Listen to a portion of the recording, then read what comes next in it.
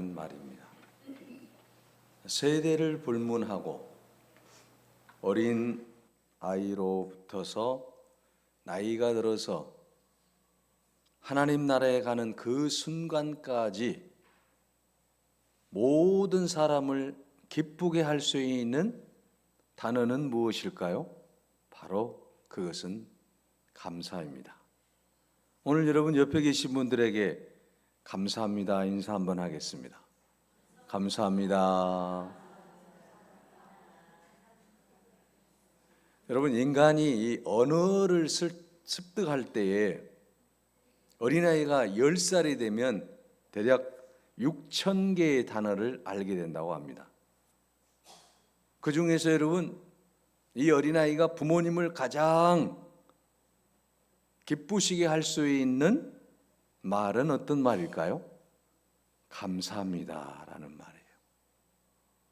성인이 되면 평균 25,000개의 단어를 알게 되는데, 다른 사람들에게 기쁨을 주기 위해서는 반드시 말해야 될 단어가 뭐냐? 그것도 감사합니다입니다. 그러므로 여러분, 우리는 늘 감사하며 살 수 있는 여러분이 되시기를 바랍니다. 그런데 불행하게도 오늘 우리들에게 잃어버린 단어가 있습니다. 그것은 무엇이겠습니까? 바로 감사라고 하는 단어입니다.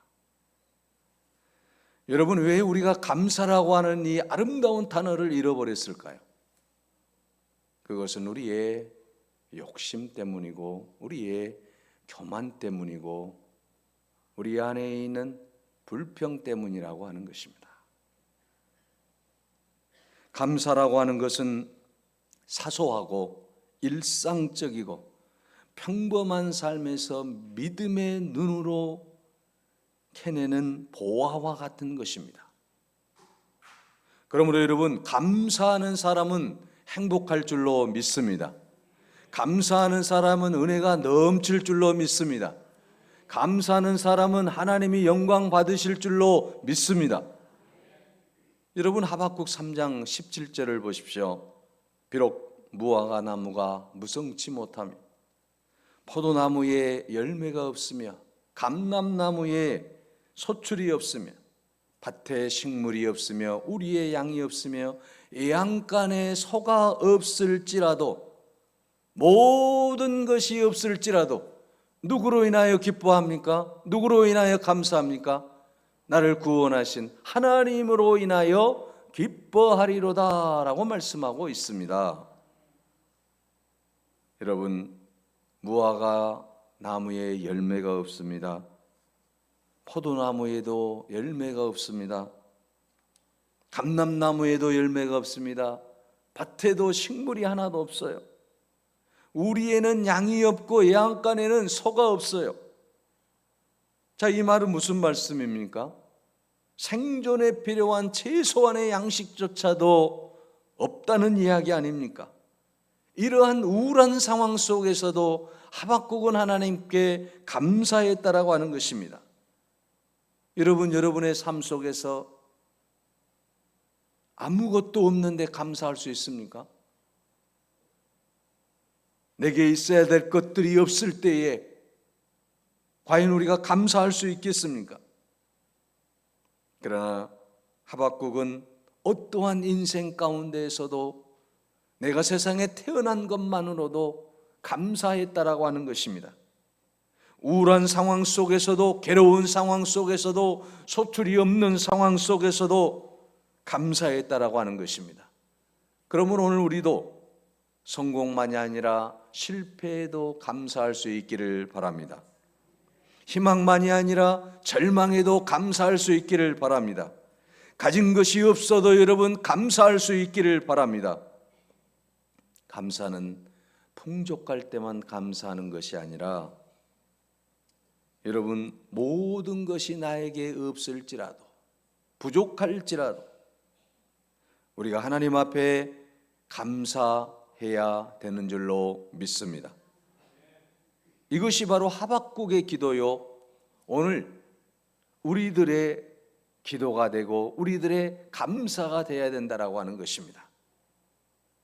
국제 구호 활동 전문가인 한비야라고 하는 이분은 그가 사랑이었네라고 하는 책을 썼어요. 근데 여기서 그는 이렇게 이야기하고 있습니다. 나 자신에 대해서 너무너무 감사하다. 하나님이 나에게 생명을 주신 것 너무너무 감사한 일 아니냐. 지금까지 세상을 살면서 어려운 일도 많고 또 지금까지 세상을 살면서 많은 사람들로부터 오해도 받았지만 그럼에도 불구하고 감사할 조건이 자기에게 많이 있다라는 거예요. 그리고 그는 이렇게 우리에게 묻고 있습니다. 당신이 받은 축복을 세어보십시오. Count your blessing. 세어보라는 거예요. 하나님이 우리에게 주신 축복을 한번 세어보자라고 하는 거죠. 여러분 지금까지 살아오면서 하나님이 주신 축복을 여러분 세어보셨습니까? 그리고 하나씩 그 이름을 불러보세요. 당신이 받은 축복을 세어보세요. 하나님이 당신에게 무엇을 해 주셨는지 보게 될 것입니다. 여러분 우리가 하나님이 주신 복을 세어본다고 한다면 감사하지 않을 사람이 이 세상에 과연 있겠습니까? 하나님 우리에게 모든 것을 주셨습니다. 구원해 주셨을 뿐만 아니라 천국 시민이 되게 하시고 우리의 일거수일투족을 지켜주시고 여기까지 오게 하신 그 하나님의 복을 세어본다라고 한다면 감사하지 않을 수 없다라고 하는 것입니다. 오늘 본문은 그래서 감사하는 자가 되자라고 말씀하고 있지 않습니까? 감사하며 살기 위해서 여러분 골로새서 3장 본문의 말씀 16절을 보십시오.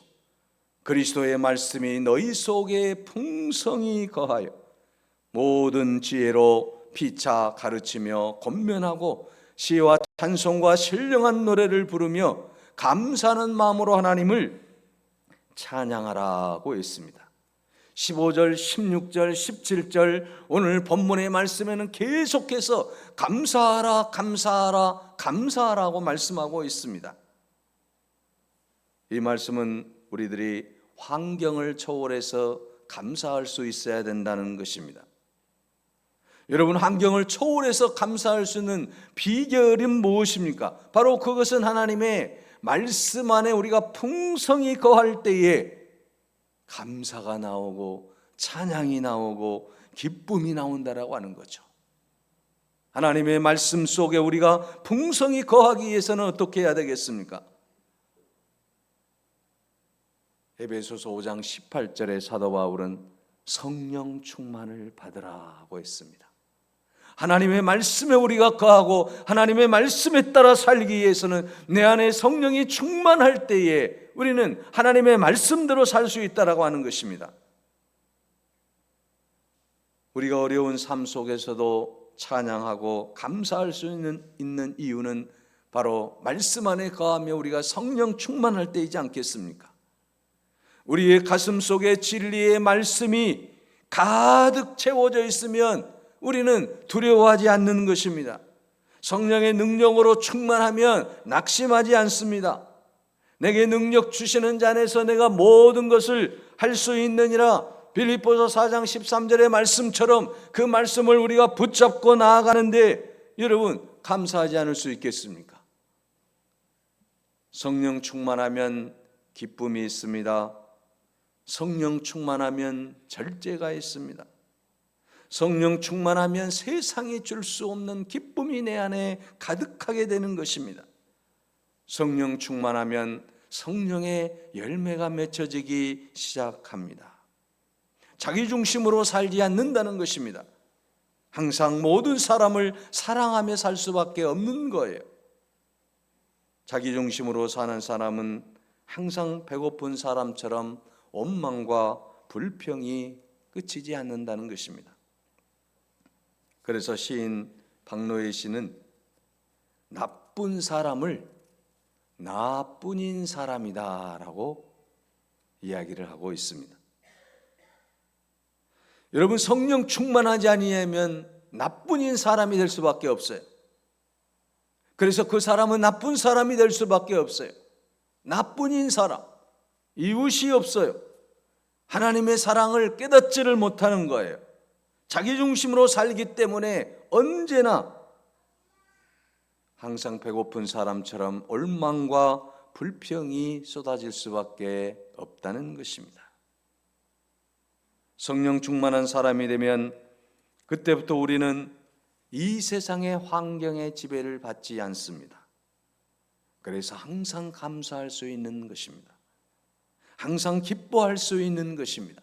하나님이 원하시는 것이 무엇인지를 바로 알고 감사 스타일로 살게 된다는 것입니다. 여러분, 추수감사주일은 바로 그런 감사를 드리는 날 아니겠습니까? 미국에서 여러분, 추수감사주일을 감사의 날이라고 그래요. 땡스기빙 데이라고 하지 않습니까? 감사하는 날이에요. 여러분, 우리가 추수감사자라면 영국의 이 청교도들이 신앙의 자유를 찾기 위해서 항해술이 취약했던 1620년대 오직 신앙의 자유를 찾아서 극심한 기아와 병고에 시달리면서 메이플라워를 타고 120명이 신대륙 아메리카인 미국에 정착하며 시작이 되었다라고 하는 것입니다. 그들은 신대륙에 정착해서 먹을 것이 없었습니다. 농사지을 땅이 있기는 하지만 비옥한 땅이 아닙니다. 많은 풍토병과 어려움 속에서 한 해 농사를 짓게 됩니다. 그런 가운데 먼저 우리가 하나님 앞에 감사를 해야 되겠다. 하나님이 주신 그 모든 알곡들을 가지고 우리가 하나님께 감사해야 되겠다. 그런 마음을 가지고 기념 예배를 드린 게 바로 이 추수감사절 예배예요. 먹을 것을 주신 하나님, 입혀주신 하나님, 우리와 함께 하신 하나님, 그 하나님께 영광을 돌리는 감사 예배를 드렸던 것 아니겠습니까? 실로 눈물과 감사가 뒤범벅힌 벅찬 감동의 예배를 드렸던 것입니다.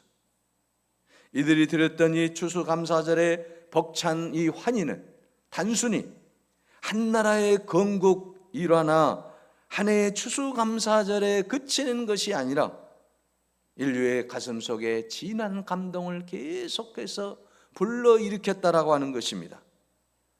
그들은 고통과 눈물의 찬송을 불렀을 것입니다. 한숨 섞인 목소리로 하나님 앞에 간절히 기도했을 것입니다. 그들은 살아있음에 감사했고 희망이 있음에 감사했습니다. 오늘 우리도 이 청교도들처럼 이 추수감사절에 하나님, 내가 이 살아있음이 감사합니다. 내 생명이 지금 호흡하고 있다라고 하는 것, 이것만으로도 감사합니다. 이런 감사를 드릴 수 있는 여러분이 되시기를 바랍니다. 여러분, 우리가 감사 스타일로 살기 위해서는 중요한 게 있어요. 불평하는 자가 되지 말아야 됩니다. 내 안에 있는 불평의 씨앗이 자라게 되면 감사를 덮쳐버리는 거예요. 내 안에 감사의 조건이 많이 있음에도 불구하고 그 불평이 이 감사를 억누려버리고 만다라고 하는 것입니다. 그래서 여러분, 불평하게 되면 하나님을 원망하게 됩니다. 불평하게 되면 하나님이 없는 사람처럼 살 수밖에 없다라고 하는 것입니다. 그래서 하나님이 없는 사람은 하나님의 능력을 의지하지 않기 때문에 언제나 자기 생각, 자기 만족, 자기 기분, 자기 판단, 자기 형편에 따라서 모든 것을 생각하게 된다라고 하는 거예요. 이런 사람은 하나님의 은혜를 체험할 수 없는 것입니다. 여러분, 우리가 출애굽한 이스라엘 백성들을 보시면 잘 알 수 있지 않습니까? 여러분, 이스라엘 백성들이 어떻게 해서 가나안 땅에 들어올 수 있었습니까? 애굽의 종살이에서 해방이 되고 홍해의 그 바다를 건너 애굽의 군대를 물속에 수장시키고 사막을 건널 때 뜨거운 햇볕과 어둠과 찾아오는 모든 추위를 하나님이 불기둥과 이제 구름기둥으로 인도하신 것을 우리가 볼 수 있습니다. 만나와 메추라기를 통해서 배불리 먹게 하십니다. 아말렉의 군대를 물리치고 승리하게 하십니다. 이 모든 일들이 사람의 힘이 아닌 하나님의 능력이었다라고 하는 것이죠. 이스라엘 백성을 사랑하신 하나님의 은혜였습니다. 하나님의 은혜가 아니고는 가나안까지 도저히 올 수가 없었다라고 하는 것입니다. 감사한 일 아니겠습니까? 그런데 이스라엘 백성들이 가나안에 정착해서 했던 게 뭡니까? 하나님 감사합니다. 감사 예배 드렸습니까? 아니에요. 오히려 불평하는 거예요. 민수기 13장, 여러분 또 14장에 보게 되면 가나안 땅에 들어가려는데 그냥 들어갈 수가 없어서 이제 모세가 각 지파에서 대표자들을 뽑아서 12명의 정탐꾼을 또 파송을 합니다. 그런데 그들이 이 가나안 땅을 보고 와서 정탐하고 나서 하는 말이 무엇입니까? 10명의 정탐꾼들은 우리가 다시 돌아가자. 도저히 저 가나안을 점령할 수가 없다. 저들에 비하면 우리는 메뚜기와 같다. 우리는 도저히 이길 수가 없다. 2명의 정탐꾼인 여호수아와 갈렙은 그렇지 않았습니다. 하나님이 주신 땅입니다. 우리는 능히 저들을 이길 수가 있습니다. 하나님이 함께 하시면 이 모든 일들이 가능합니다. 그런데 백성들은 누구의 말을 듣습니까? 10명의 정탐꾼들의 말을 들었다라고 하는 것이죠. 여러분, 10명의 정탐꾼들의 말을 더 신뢰했다라고 하는 거예요. 그래서 백성들이 그들의 말을 듣고 원망을 합니다. 모세를 원망을 합니다. 하나님을 원망을 합니다. 우리를 애굽에 놔뒀다라고 한다면 괜찮았을 텐데 왜 우리를 광야로 또 이렇게 데리고 오고 또 이제 가나안으로 들어가게 하느냐라고. 불평하는 사람들은 하나님의 능력을 믿지 못했기 때문이에요. 내 힘으로 내 능력으로 도저히 안 되는 일이기 때문에 할 수 없다라고 생각을 했지만 여호수아와 갈렙은 믿음의 사람들은 달랐다라고 하는 것이죠.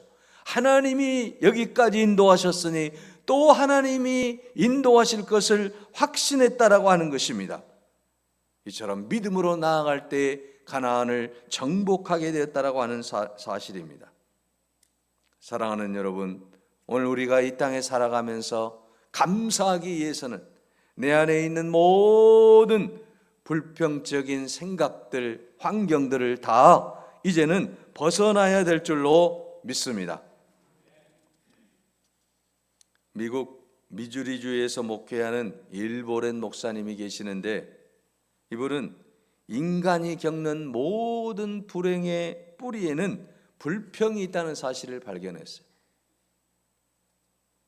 여러분, 우리가 신앙생활 하면서 우리 안에 불평이 있게 되면 오히려 그것은 우리의 모든 삶 속에 고통을 가져다 두는 것 아니겠습니까?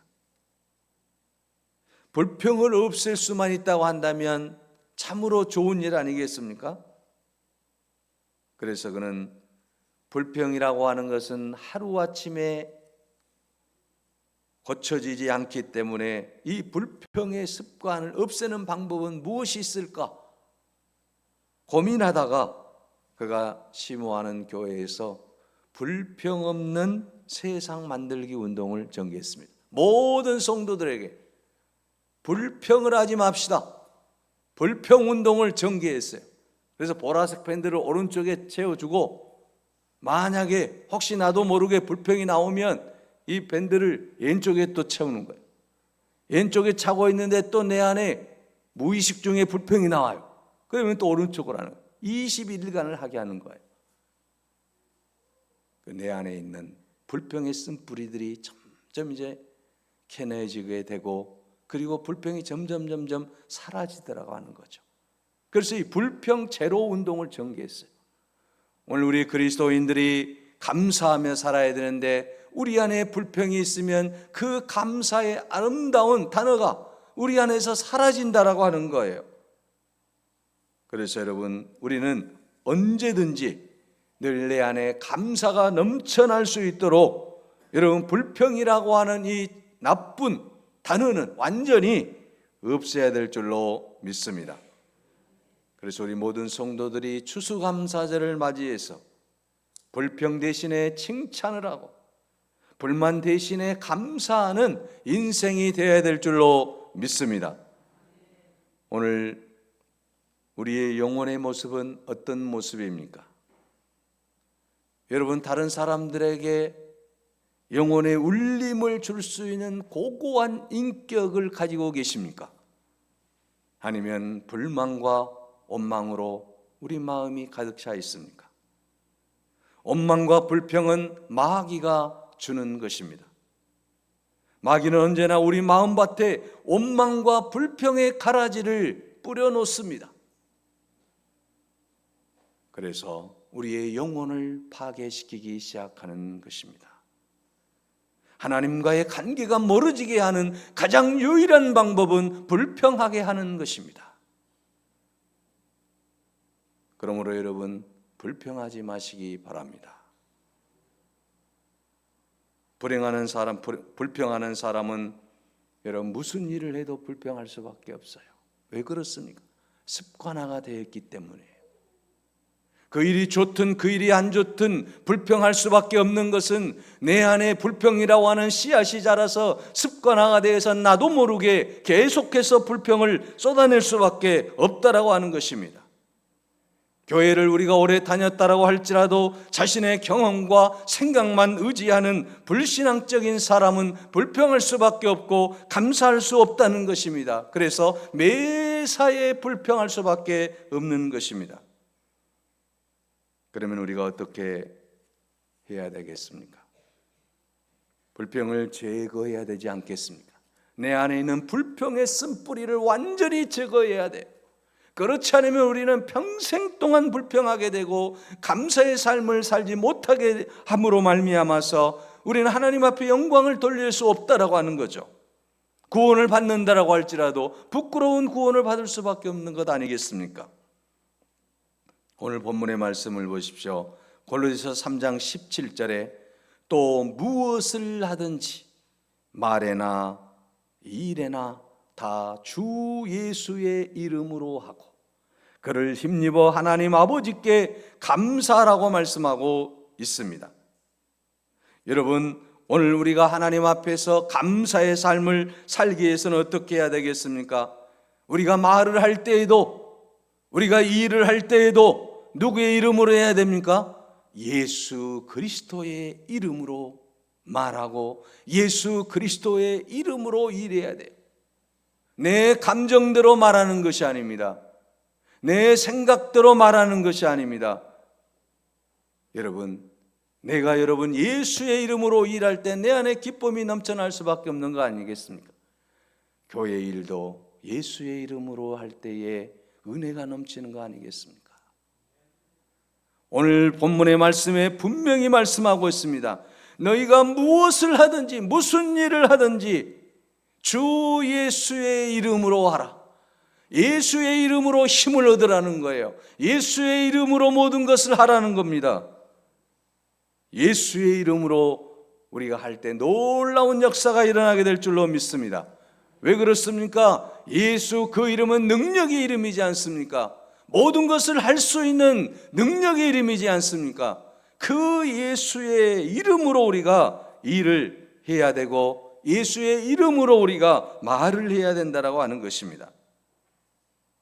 사도행전 3장 6절에 보면 성전 문 앞에서 구걸하는 거린 안진뱅이에게 베드로가 뭐라고 선포했습니까? 은과 금은 내게 없거니와 내게 있는 것을 내게 주노니 곧 나사렛 예수 그리스도의 이름으로 일어나 걸으라고 말씀하고 있지 않습니까? 예수의 이름으로 일어나야 역사가 일어나는 거예요. 안진뱅이가 일어나는 역사가 일어나는 것처럼 오늘 우리가 무슨 말을 할 때에도 우리가 무슨 일을 할 때에도 예수의 이름으로 일어나 할 수 있기를 바랍니다. 예수 그 이름은 능력의 이름입니다. 예수 그 이름을 우리가 힘입고 나아갈 때에 놀라운 역사가 일어나는 것입니다.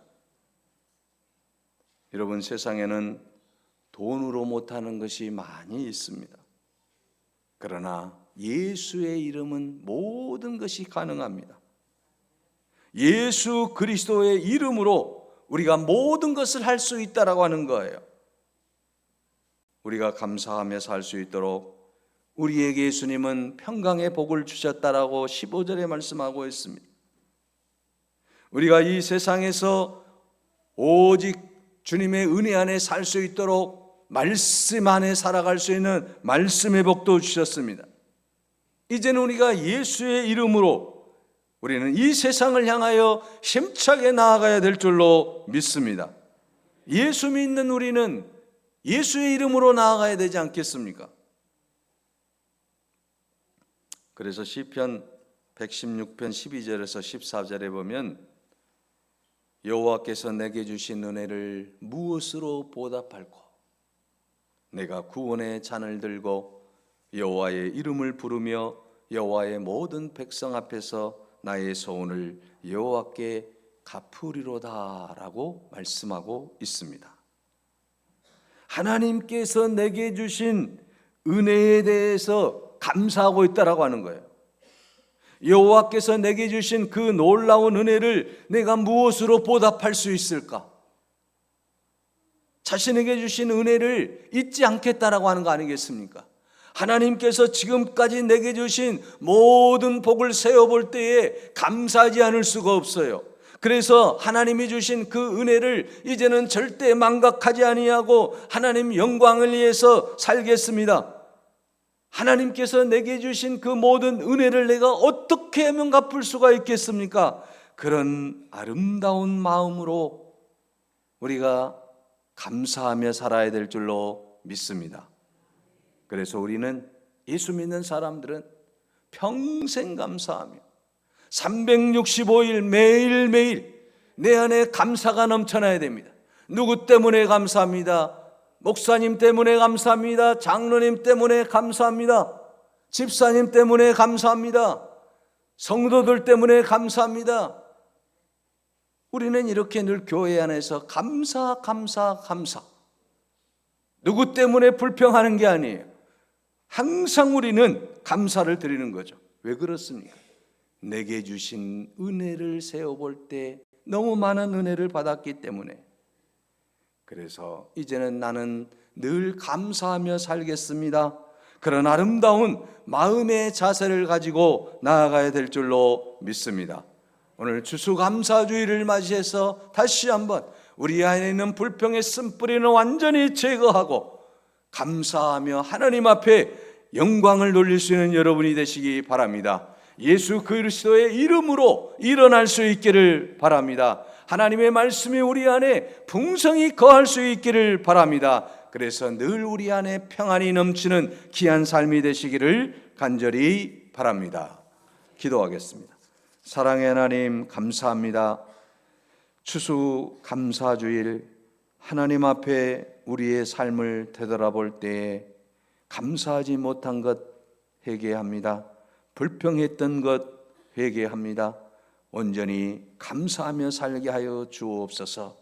모든 것이 하나님의 은혜요, 모든 것이 하나님의 축복인데 우리는 늘 망각하며 살았습니다.